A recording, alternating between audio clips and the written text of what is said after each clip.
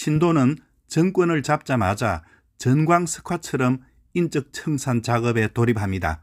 기록입니다. 신돈이 국정에 참여하여 권세를 잡은 지 30일 만에 훈친과 명망 있는 자를 파면시켜 내쫓고 재상과 대간의 임명이 모두 그 입에서 결정되었다. 신돈이 했지만 그 뒤에는 공민왕이 있었습니다. 공민왕은 신돈 뒤에 숨어서 엄지 정치를 한 것입니다. 이리하여 조정의 구성원이 대폭 교체되었습니다. 기록을 올립니다. 유탁, 이인임에게 도당에서 모든 정무를 관장하게 하고 김란, 임군보, 목인길에게는 궁중에서 모든 사무를 관장하도록 명령하였다. 먼저 시중 유탁과 삼사우사 이인임이 정무를 이끌어가는 기관인 도당의 책임자가 되었습니다. 두 사람 모두 음보로 벼슬을 얻었습니다. 음보란 조상의 덕으로 벼슬을 얻는 것을 말합니다. 두 사람의 가문이 좋았다는 뜻입니다. 구세력이라고 해서 모두 쫓아낼 수 없습니다. 쫓아낼 사람은 쫓아내고 나머지는 함께 가야 합니다. 유탁은 성격이 온건했다고 합니다. 이인임은 지금까지 조정을 좌지우지할 만한 최상의 권력자는 아니었습니다. 그랬다면 그도 인적 청산 때 쫓겨났을 테니까요. 구세력에 속한 사람들이 쫓겨날 때 오히려 이인임은 자기의 기반을 닦아나가게 됩니다. 김란, 임군보, 목인길은 궁중의 일을 맡았습니다. 이들은 궁중 내의 재상이 되는데 줄임말로 내재상, 다른 말로 내재추라고 했습니다. 김란은 그의 두 딸을 신돈에게 바쳤으니 신돈의 충복이자 장인이 됩니다. 목인길은 무장으로 호종공신입니다. 공민왕의 신복인 것이죠. 고려 후기에 등장한 내재추는 약해지는 왕권을 만회해주는 역할을 했습니다. 공민왕은 내재추를 통해 도당을 견제하려고 합니다. 동시에 내재추 안에도 그의 임무를 심어둔 것입니다. 무조건 신돈에게 맡기지 않고 자기의 신복을 통해 신돈의 동태도 파악하려 들었다는 뜻입니다. 앞에서 나온 도당은 고관들이 모여 국가의 중대사를 결정짓던 기관입니다. 고려 귀족 정치의 특성을 잘 드러내는 제도입니다. 나중에 조선시대에는 의정부 제도로 연결됩니다. 로마에서는 원로원에서 회의를 열어 중대사를 결정했습니다. 그것과 비슷하다고도 할 수 있겠네요. 즉 도당이 있으면 왕권은 약해지는 것입니다. 그 반대 개념이 내재추인 것입니다. 농사철인 5월의 기록을 하나 올립니다. 가뭄이 오래 계속되자 형인 추정 도감을 설치하고 원통하고 억울한 죄수들을 재심사하여 억울함을 풀어주었다. 백성들이 억울한 일을 많이 당하면 가뭄이 온다고 옛날 사람들은 생각했습니다. 일종의 미신이지만 그 이전부터 해왔던 일입니다. 그런데 이게 1년 후에 엄청난 파괴력을 가지게 됩니다. 7월에는 최영마저 쫓겨납니다. 기록입니다. 편조가 그 무리인 이덕님과 오계남을 나누어 보내서 최영, 이구수, 양백익, 석문성, 박춘 등을 국문하여 내신 김수만과 서로 결탁하여 윗사람과 아랫사람을 이간하고 어질고 착한 이들을 배척하여 내쫓아 크게 불충한 짓을 하였다고 얽어서 옥사를 이루니 최영 등이 모두 거짓으로 자복하였다. 모두 그 가산을 정몰했다. 이구수와 박추는 이듬해 유배지에서 죽임을 당하고 나머지는 유배 생활을 하다가 복관됩니다. 이덕님이 최영을 맡았는데 그가 경주로 내려가서 모질게 문초했다고 합니다. 신도는 아니 공민왕은 이번 기회에 최영을 기어코 죽일 심산이었던 모양입니다. 하기야 홍건적과 덕흥군까지 몰아내어 이제 좀 안정된 마당에 강한 무장을 둘 필요가 없었을지 모릅니다. 그러나 최영은 죽지 않습니다. 기록입니다.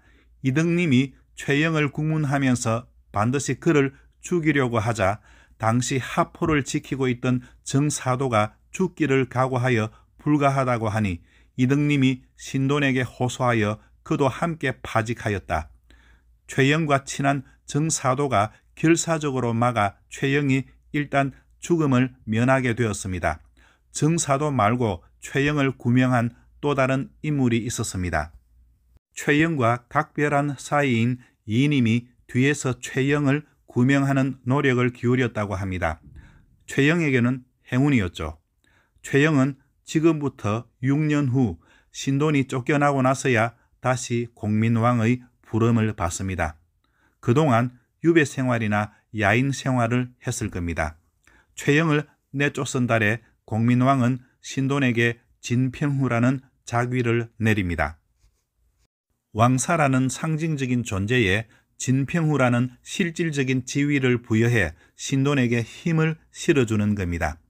바냐가 모니노를 낳은 것도 7월입니다. 모니노는 훗날의 우왕입니다. 신돈은 바냐가 그의 첩이었으므로 혹시 있을지 모를 오해가 두려워 일단 비밀로 했다고 합니다.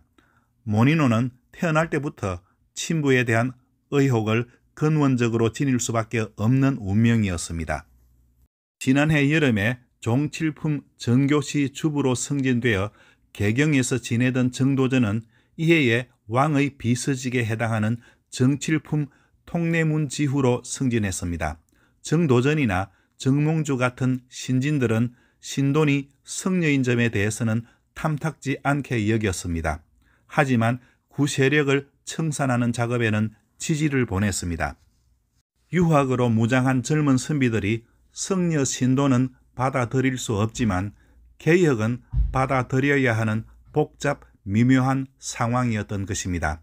전편에서 4월에 고려 사신들이 길이 막혀 돌아왔습니다.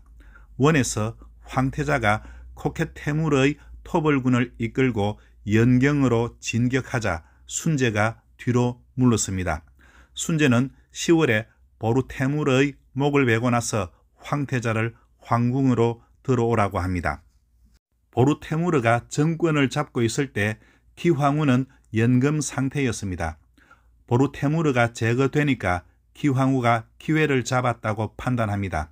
그녀가 코켓태무르에게 모든 군대를 이끌고 와서 궁궐을 포위하라고 하는 편지를 보냅니다.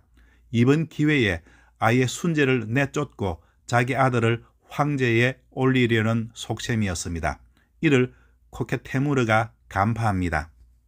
원나라 최후의 명장으로 알려진 코켓태무르는 기황후의 얄팍한 술책에 넘어가지 않습니다. 그는 동의하지 않았습니다. 그리고 홍건적을 제압하려고 하남으로 떠납니다. 순제가 계속 황제직을 유지합니다. 그러나 실질적인 권한은 기황후가 잡게 됩니다. 정권을 잡은 그녀가 혹시라도 복수를 꿈꾼다면 공민왕으로서는 골치 아픈 일이 아닐 수 없습니다. 노국공주의 넋을 달래면서도 공민왕은 원나라의 동정에 촉각을 곤두세우지 않을 수 없습니다. 1365년 12월에 신돈은 마침내 환속했습니다. 이제 더는 성녀가 아닙니다. 12월 24일에 공민왕은 신돈에게 공신호를 내리고 관직에 임명했습니다. 그 칭호가 놀랍습니다. 지금 아래에 보이는 한자 모두가 신돈의 칭호에 해당합니다. 공신으로 행정의 총책임을 맡으면서 감찰 업무, 성녀에 관한 일, 천문과 기상, 복서 등을 총괄한다는 뜻입니다. 간단히 말해 지금 신돈은 왕 아래 가질 수 있는 권력을 다 가졌다고 보면 됩니다. 기록을 올리겠습니다. 이때에 이르러 비로소 궁궐에서 나와 기현의 집에 임시로 의탁하여 거처하니 백관이 그 문에 이르러 이를 의논하였다. 중략합니다. 처음에 기현의 후처가 과부로 있을 때 신돈이 성녀로서 통정하였는데 이후에 기현에게 시집갔다. 신돈이 귀해지자 그 부인에게 신돈의 음식을 장만하는 일을 주관하게 하였다. 신돈의 탐욕과 음란함이 날로 심하여져서 재물과 뇌물이 몰려들었으며 집에 있을 때는 술을 마시고 고기를 먹고 음악과 여색을 마음대로 즐기었으나 왕을 아련하면 맑은 이야기를 하고 나물과 과일을 먹으며 차를 마시었다. 신돈이 술과 여색을 즐겼다고 합니다. 없는 이야기는 아닐 겁니다. 하지만 조선의 학자들이 실제보다 더 부풀렸을 거라는 사실도 감안해야 합니다. 기현이 관직을 맡은 건 없지만 신돈의 신복 중에 핵심 인물이었습니다. 신돈은 인적 청산 작업을 하며 집권 첫 해를 보냈습니다. 조정과 지방 구석구석에 뿌리를 내린 구세력을 한꺼번에 모조리 없앤다는 것은 불가능합니다. 우선 권력이 비대해졌거나 썩은 냄새가 많이 나는 사람부터 가지치기 했습니다. 그리고 관원들의 근무 태도를 감찰하면서 기강을 잡아나갔습니다. 이와 대조적으로 공민왕은 조용히 노국공주의 넋을 달래며 세월을 보냈습니다. 한 사람은 전면에 나서서 또 한 사람은 보이지 않는 곳에서 숨을 가다듬으며 한 해를 보내고 있습니다. 개혁다운 개혁이 다가오고 있는 것입니다. 다음 편에서 뵙겠습니다. 좋아요와 구독을 부탁드립니다. 감사합니다.